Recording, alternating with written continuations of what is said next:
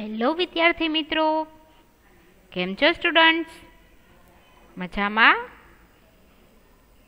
બાળકો, આપણે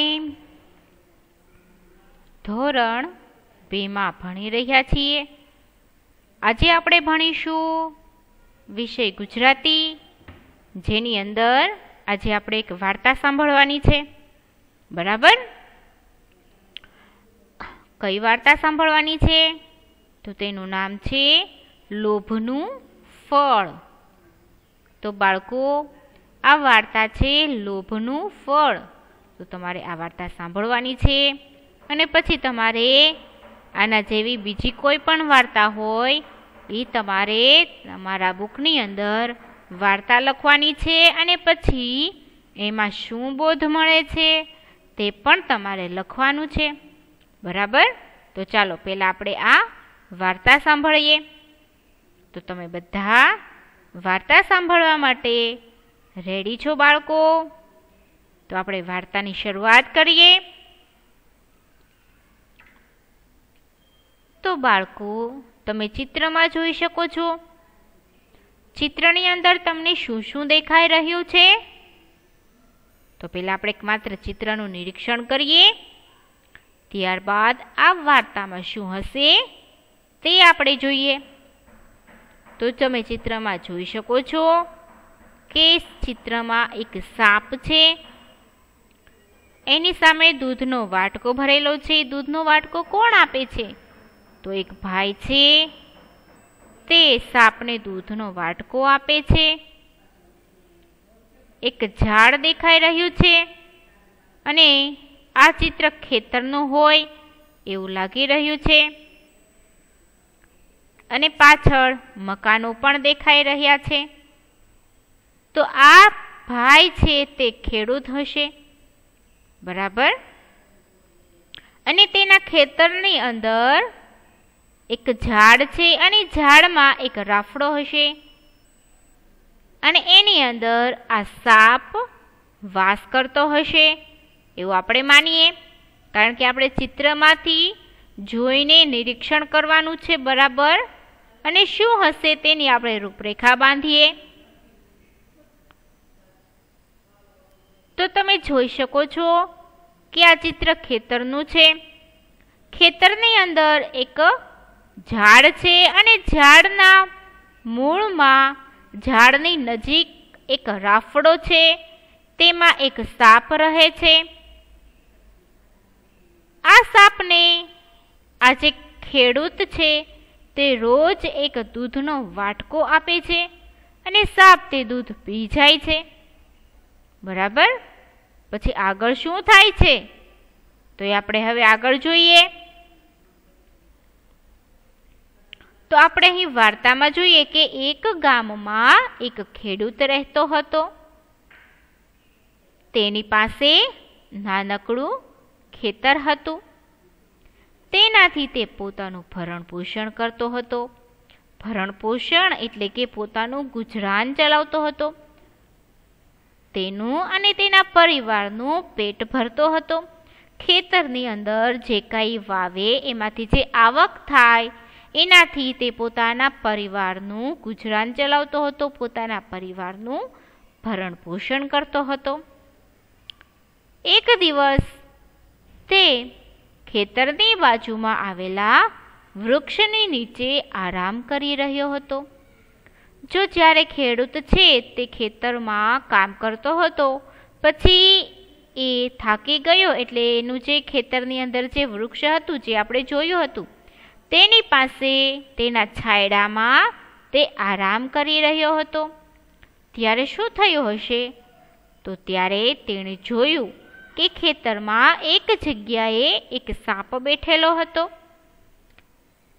તેણે જોયું તે આરામ કરતો હતો ઝાડની નીચે. એટલે એ જાગતો હતો, સૂઈ નહોતો ગયો, પણ ખાલી એમનામ જાગતા જાગતા આરામ કરતો હતો. અને એણે જોયું કે એના ખેતરમાં એક જગ્યાએ સાપ બેઠેલો હતો. એટલે ખેડૂતને દયા આવી અને ખેડૂતે તેના માટે ઘરેથી દૂધ લઈ આવ્યો. મોટા ભાગે એવું બનતું હોય છે કે જ્યારે આવા સાપને એવું જોવા મળે ત્યારે લોકો એને પકડીને સાપનું જે રહેઠાણ હોય ત્યાં મૂકી આવે છે, અથવા એને પકડીને કે જંગલમાં છોડી આવે છે. પરંતુ આ ખેડૂતે શું કર્યું? તેણે તે સાપને દૂધ પાયું, તેના ઘરેથી દૂધ લઈ આવ્યો અને તેણે એ સાપને દૂધ આપ્યું. તેણે કટોરો સાપના મોં પાસે રાખ્યો. કટોરો એટલે કે વાટકો, દૂધનો ભરેલો જે વાટકો હતો મોટો, તે એણે સાપના મોં પાસે એટલે કે સાપ જ્યાં બેઠો હતો ત્યાં તેણે રાખ્યો. સાપે આમ તેમ જોયું ને પછી બધું દૂધ પી ગયો અને ખેડૂત પોતાના ઘરે ચાલ્યો ગયો. તો બાળકો, આ સાપ અને ખેડૂતનું જે પહેલા દિવસે એ લોકો મળ્યા, આ પહેલા દિવસે શું થયું? તો જ્યારે ખેડૂતને સાપ દેખાણો, એને ખેતરમાં જોયું કે એનો સાપ ખેતરમાં એક જગ્યાએ બેઠો છે, તો એણે સાપને મારવાના બદલે એને દૂધ આપ્યું. બરાબર?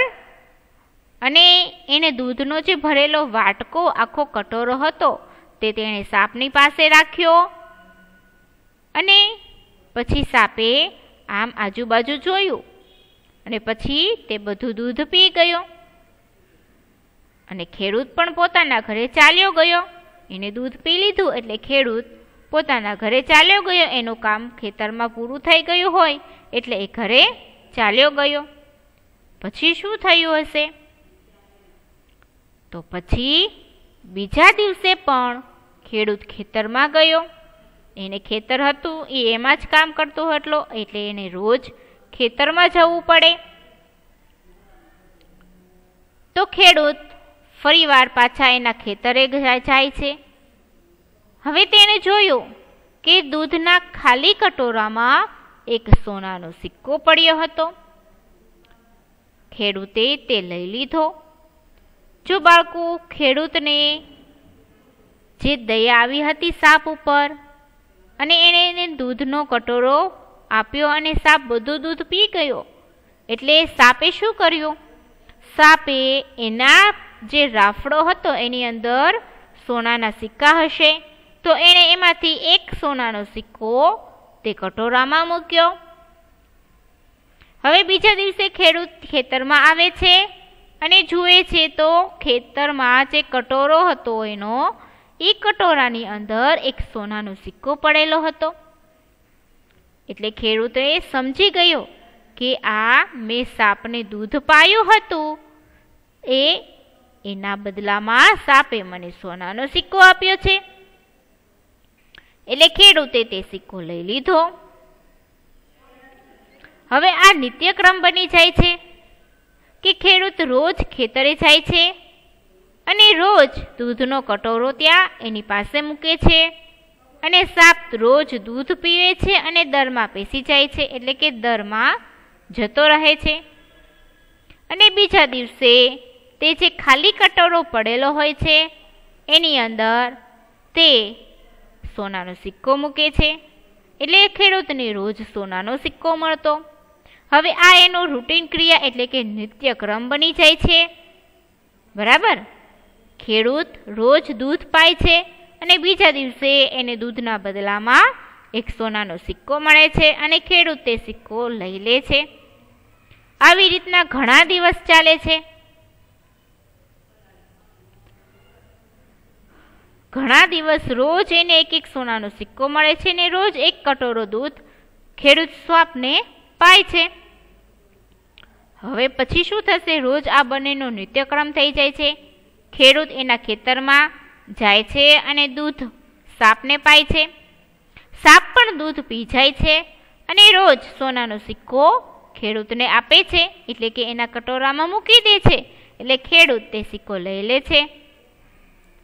આવી રીતના બંને વચ્ચે એ દૂધ અને સિક્કાનો મેળ ચાલે છે.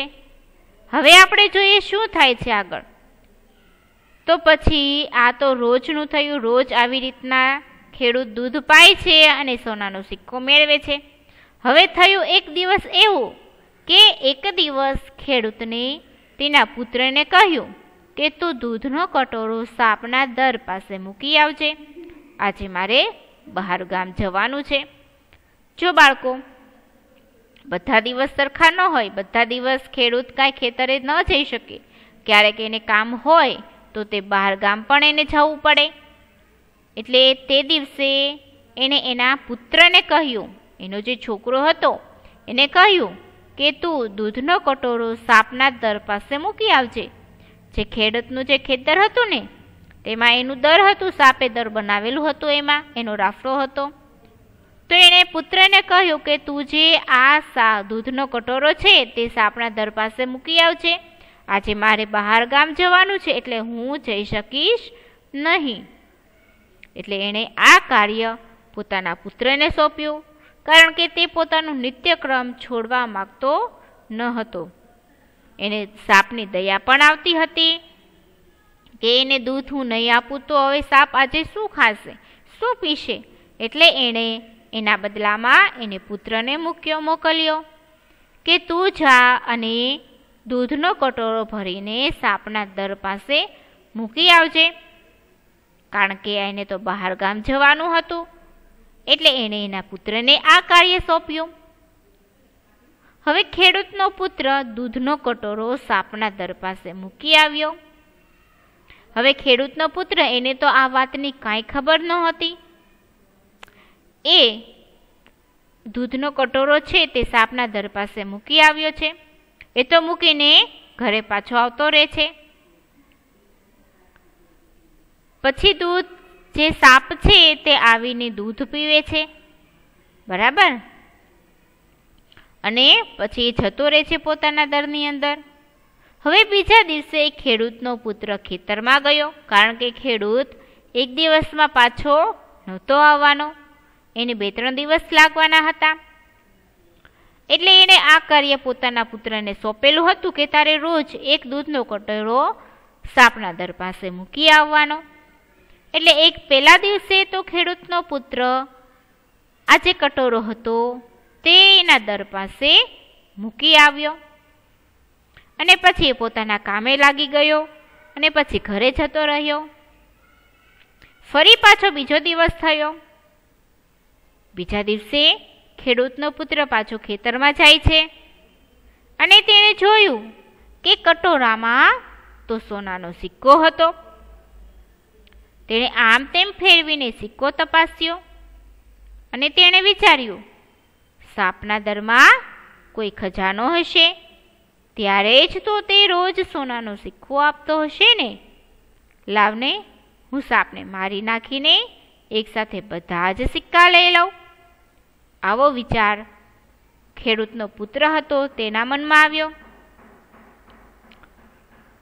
એને આમાં શું થયું? લાલચ જાગી. શું થાય છે?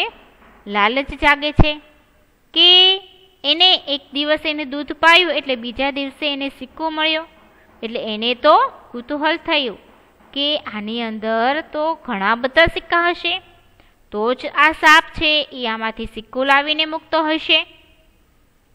તો આના કરતાં હું આખો એનો જે દર છે, એનો જે રાફડો છે તે જ તોડી નાખું, એને સાપને મારી નાખું, તો બધા જ સિક્કા મને મળી જાય, બધા જ સિક્કા હું લઈ લઉં.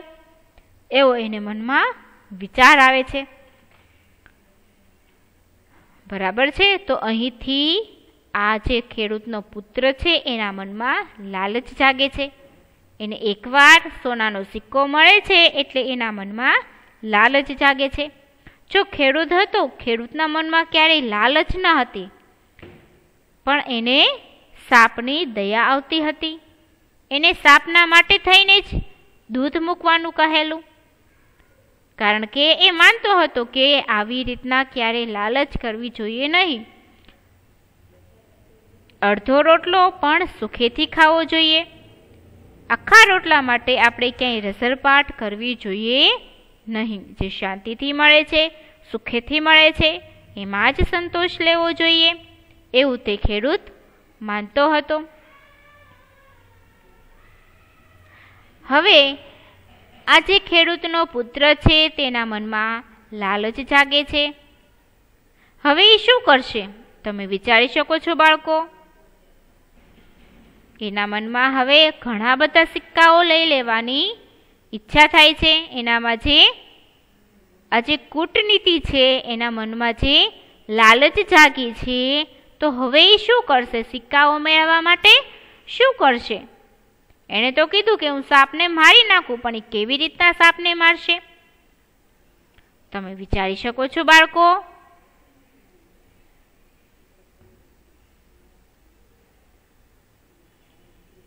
તો બાળકો આપણે આગળ જોઈએ. ખેડૂતનો પુત્ર સાપને મારવા માટે શું શું કરે છે? કારણ કે સાપ હોય એ તો ઝેરી હોય.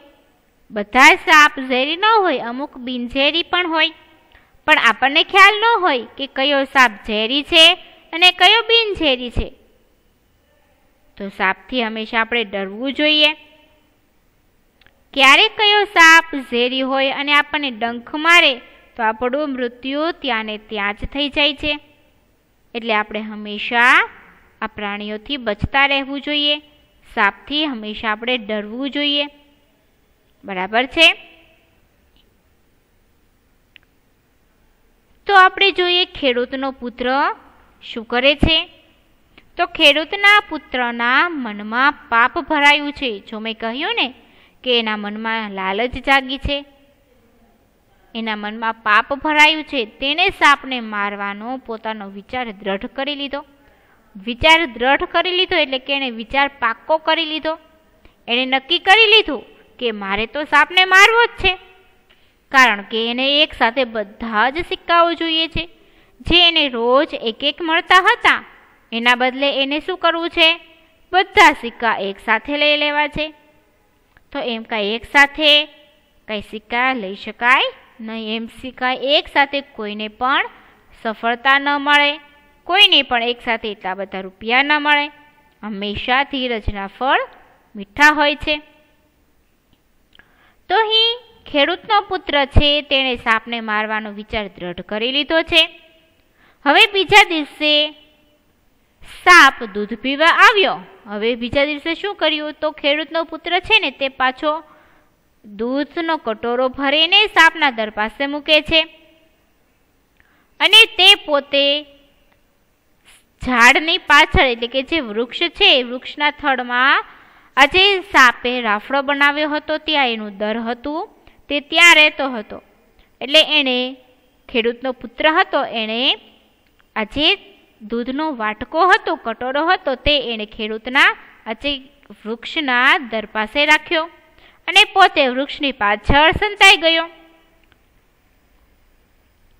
હવે બીજા દિવસે સાપ દૂધ પીવા આવ્યો તો ખેડૂતના પુત્રે લાકડીથી તેને મારવાની કોશિશ કરી, પરંતુ સાપ બચી ગયો. જો બાળકો અહીં રામ રાખે તેને કોણ ચાખે? તો અહીં કહેવત આ લાગુ પડે છે કે ખેડૂતનો પુત્ર લાકડીથી સાપને મારવાની કોશિશ કરે છે, પરંતુ સાપ એમ કાંઈ મળતો નથી અને તે બચી જાય છે. અને તેણે ખેડૂતના પુત્રને ડંખ માર્યો. શું કર્યું? ડંખ માર્યો. ખેડૂતનો પુત્ર હતો એણે ડંખ માર્યો.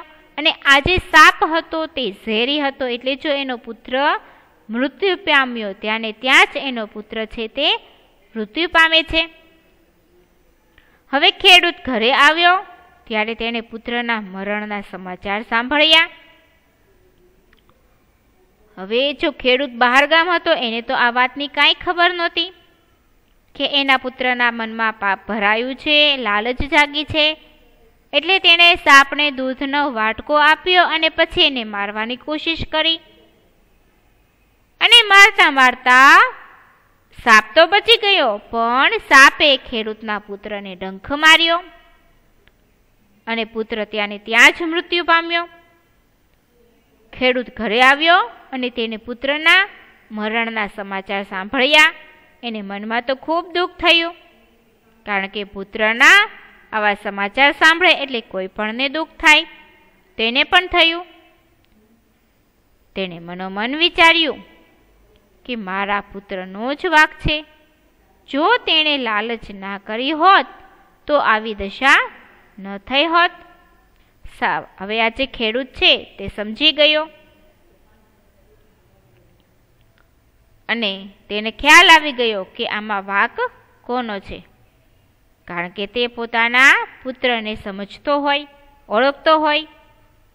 બરાબર, એને ખ્યાલ આવી ગયો કે મારા પુત્રના મનમાં લાલચ જાગી હશે, એટલે જ એની આવી દશા થઈ, નહીતર મારા પુત્રની આવી દશા ન થઈ હોત. એને એના પુત્રનો જ વાંક દેખાય છે અને વાંક પણ એના પુત્રનો જ છે, કારણ કે એને જ લાલચ કરી અને લાલચ બુરી બલા છે. આપણે એમ કહીએ ને, ટીવીમાં પણ આવે છે કે લાલચ બુરી બલા હે, તો અહીં લાલચ ક્યારેય ન કરવી જોઈએ. પછી શું થાય છે? હવે ખેડૂતને એના પુત્રનું દુઃખ તો છે, પણ એને ખ્યાલ પણ છે કે આમાં મારા પુત્રનો વાંક છે. તો પણ તે પોતાનો નિત્યક્રમ શરૂ રાખે છે. કયો નિત્યક્રમ? તો સાપને દૂધ પાવાનો. તો અહીં એ નિત્યક્રમ શરૂ રાખે છે. હવે સાપ એના પુત્રને કેવી રીતના ડંખ મારે છે તો તમે જોઈ શકો છો ચિત્રમાં, કે અહીં ચિત્રની અંદર ખેતરમાં જુઓ, ઝાડના થડ પાસે, અને અહીં આ જે ખેડૂતનો આ જે સાપ છે એનું દર છે આ, એમાંથી તે બહાર આવીને આ દૂધનો વાટકો પીવે છે. અને આ જે છોકરો છે, ખેડૂતનો પુત્ર છે, તે લાકડી લઈને સાપને મારવાનો પ્રયત્ન કરે છે, પણ એમ કાંઈ સાપ મરે નહીં. ક્યારેય આવી રીતના ચાળા કરવા જોઈએ નહીં. સાપને ક્યારેય મારવાનો પ્રયત્ન કરવો જોઈએ નહીં. આ બાળકો તમારે પણ શીખ લેવા જેવી છે કે ક્યારેય કોઈ પણ પ્રાણીને મારવાના નહીં, અને સાપને તો બિલકુલ મારવો નહીં. બરાબર, કારણ કે સાપ ઝેરી પણ હોઈ શકે અને બિનઝેરી પણ હોઈ શકે. તો સાપને ક્યારેય મારવા જોઈએ નહીં. દર વખતે હંમેશા આપણે જ જીતીએ એવું ના હોય. અહીં જુઓ, છોકરો છે, આજે ખેડૂતનો પુત્ર છે, તે લાકડીથી સાપને મારવાનો પ્રયત્ન કરે છે. જો ખેડૂતના પુત્ર પાસે એક લાકડી છે પણ સાપની પાસે કંઈ લાકડીને એવું નથી, તો પણ તે બચી જાય છે, કારણ કે તે ઝેરી સાપ છે. અને તે બચી જાય છે એટલે તે ખેડૂતના પુત્રને અહીં પગમાં ડંખ મારે છે. હવે એ ડંખ મારે છે એટલે એ ઝેરી સાપ છે, એટલે એનો ઝેર છે તે આ પુત્રના આખા શરીરમાં ચડી જાય છે અને એ પુત્ર ત્યાંને ત્યાં જ મૃત્યુ પામે છે.